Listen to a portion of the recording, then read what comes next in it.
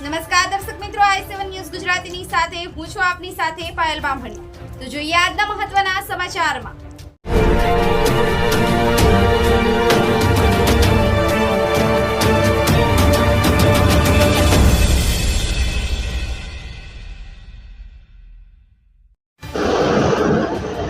ખેડબ્રહ્મા તાલુકાના કલોલકંપા નિવાસી કરમઠ મોટી ઉંચેરા માનવી ભામાસર સદગત શ્રી અંબાલાલ બાપાની શ્રદ્ધાંજલિ સભા યોજાઈ।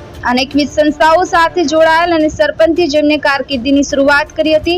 માર્કેટ યાર્ડ ખેડબ્રહ્મા પાવનધામ વડાલી કંપા કચ્છ કડવા પાટીદાર કેળવણી મંડળ ખેડબ્રહ્માના પૂર્વ પ્રમુખ અને વર્તમાનમાં લક્ષ્મીપુરાની સેઠ કેલ હોસ્પિટલ ખેડબ્રહ્માની કોલેજ જ્યોતિ હાઈસ્કૂલના પ્રમુખ તરીકે બિરાજમાન હતા। તેવા અંબાલાલ બાપાના સૌના વચ્ચેથી લાંબી સેવાઓ આપી અને પ્રભુના દરબારમાં બિરાજમાન થયા। જીવન અને મૃત્યુએ ભગવાને પોતાની પાસે રાખેલો અબાધિત અધિકાર છે। જેનું નામ છે તેનો નાશ છે, જેનું સર્જન છે તેની વિસર્જન છે, જે ઉગે તે આત્મે છે, એનો કોઈ પણ હરખ કે શોક હોય જ નહીં। અને 87 વર્ષની ઉંમરે અંબાલાલ બાપાએ સ્વર્ગલોકમાં પ્રયાણ કર્યું છે, જેનો આનંદ પણ છે અને મૃત્યુ હંમેશા મંગલમય જ હોય છે।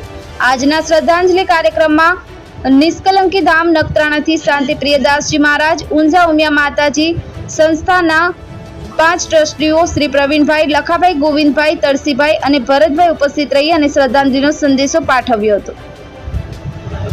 ખાસ મહત્વની બાબત હતી કે ઉત્તર પ્રદેશના રાજ્યપાલ આનંદીબેન અંબાલાલ બાપાને પિતા માનતા હતા અને વર્તમાન તેમનો પણ સંદેશો મળે છે કે સાબરકાંઠાના વર્તમાન સાંસદ શોભનાબેન બારૈયા, રાજ્યસભાના સાંસદ રમીલાબેન બારા, ભાજપ તાલુકા પ્રમુખ સુરેશભાઈ પટેલ, જિલ્લા પંચાયત સદસ્ય શ્રી હિતેન્દ્રસિંહ ચૌહાણ, એપીએમસીના ચેરમેન શ્રી જસુભાઈ રૂબરૂ આવી અને પોતાની શ્રદ્ધાંજલિ અર્પણ કરી હતી। સમગ્ર કાર્યક્રમને અંતે આભાર દર્શન અંબાલાલ બાપાના નાના દીકરા વસંતભાઈએ હૃદયના પૂરા ભાવથી કર્યું હતું। સમગ્ર કાર્યક્રમનું સુંદર સંચાલન શ્રી કલોલકંપા નિવાસી અને ખેડબ્રહ્મા બચત મંડળીના પ્રમુખ શ્રી અંબાલાલભાઈએ કર્યું હતું।